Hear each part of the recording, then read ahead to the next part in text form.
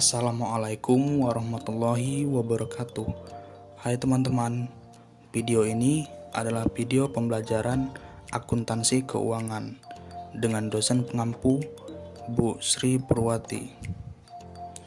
Video ini menjelaskan tentang materi investasi sementara. Di dalamnya berisi mulai dari definisi, klasifikasi, sampai dengan pencatatan untuk investasi baik obligasi maupun saham. Yang pertama yang kita bahas adalah investasi itu apa sih? Nah, investasi itu adalah cara sebuah perusahaan dalam mengembangkan perusahaannya. Perusahaan yang biasanya melakukan investasi adalah perusahaan yang memiliki kas berlebih dan tidak dipakai dalam waktu yang dekat. Kemudian, dana atau kas yang tidak terpakai itu diinvest ke perusahaan lain sebagai modal. Bagi perusahaan yang menginvestasikan dana atau kasnya, maka pada akhir periode akan mendapatkan dividen atau pendapatan. Nah, selain memperoleh pendapatan, perusahaan juga dapat memberikan pengaruh, bahkan dapat mengendalikan perusahaan lain, terutama saham yang sudah mencapai lebih dari 50%. Kemudian selanjutnya adalah klasifikasi investasi berdasarkan waktu. Yang pertama adalah investasi jangka panjang, yaitu investasi yang lebih dari 5 tahun, bersifat lancar maupun tidak lancar, misalnya saham dan obligasi, yang mana saham biasanya akan terlihat hasilnya dalam waktu lebih dari 5 tahun. Kemudian yang kedua, investasi jangka pendek, yaitu investasi yang kurang dari 1 tahun, misalnya emas, deposito, dan saham. Ciri dari investasi jangka pendek adalah mudah dicairkan, seperti contohnya emas dapat langsung dijual dan mendapatkan hasilnya. Nah, yang ketiga adalah investasi jangka menengah atau investasi yang jaraknya antara 1 sampai 5 tahun. Investasi ini bersifat lancar, namun untuk pencairannya membutuhkan waktu, misalnya reksadana yang membutuhkan waktu verifikasi 1 minggu sebelum pencairannya. Nah, selanjutnya adalah jenis-jenis investasi. Investasi banyak sekali jenisnya, namun di sini kami ambil 2 contoh, yaitu obligasi dan saham. Kenapa?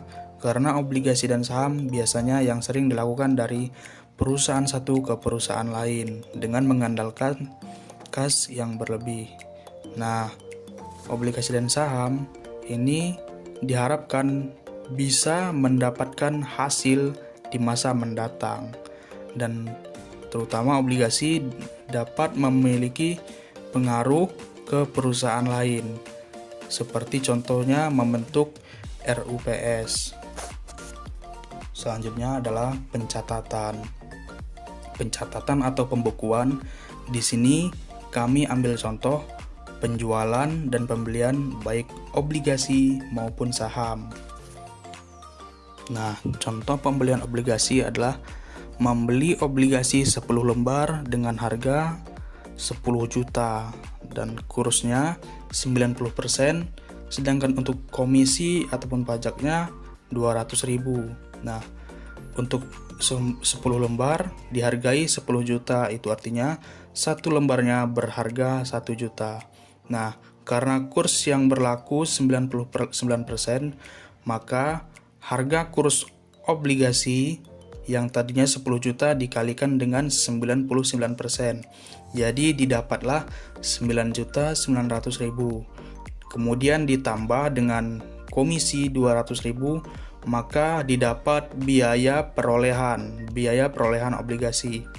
Nah, kemudian di dalam jurnal ditulis investasi obligasi 10.100.000, sedangkan di kredit kas 10.100.000.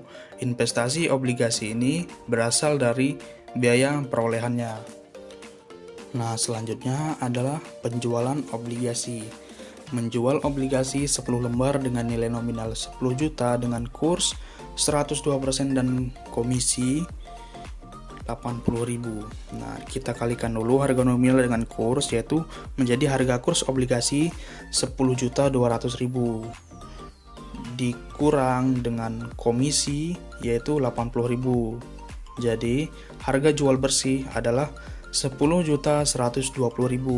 Kemudian untuk mencari laba penjualan obligasi yaitu dikurangkan dengan biaya perolehan pada awal pembelian tadi menjadi laba penjualannya adalah 20.000. Nah, ketika dicatat dalam jurnal maka di sisi debit kas yaitu 10.120.000.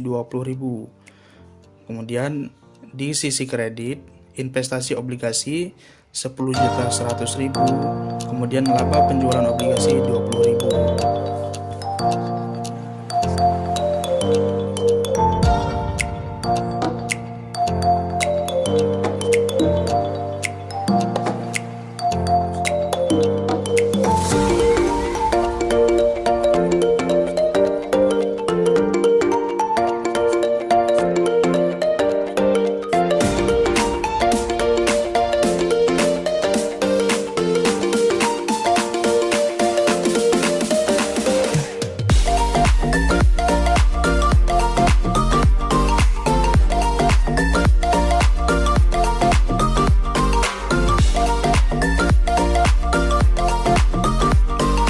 Kemudian selanjutnya adalah penjualan saham.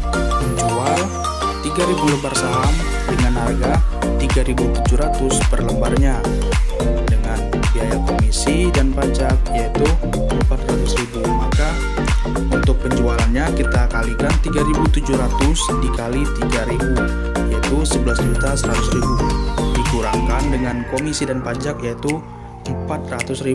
Maka harga jual bersihnya didapat 10.700.000. Nah, kemudian untuk mencari laba penjualannya maka dikurang dengan biaya perolehan pada awal penjualan tadi yaitu 10.500.000. Jadi laba penjualan saham yaitu 200.000. Nah, untuk mencatatnya dalam jurnal yaitu di sisi debit ada kas 10.700.000 dan kemudian di sisi kredit ada investasi saham 10.500.000 dan labanya yaitu 200.000. Demikianlah teman-teman, itu tadi definisi, klasifikasi dan pencatatan atau pembukuan investasi. Jika teman-teman ada pertanyaan, silahkan tuliskan di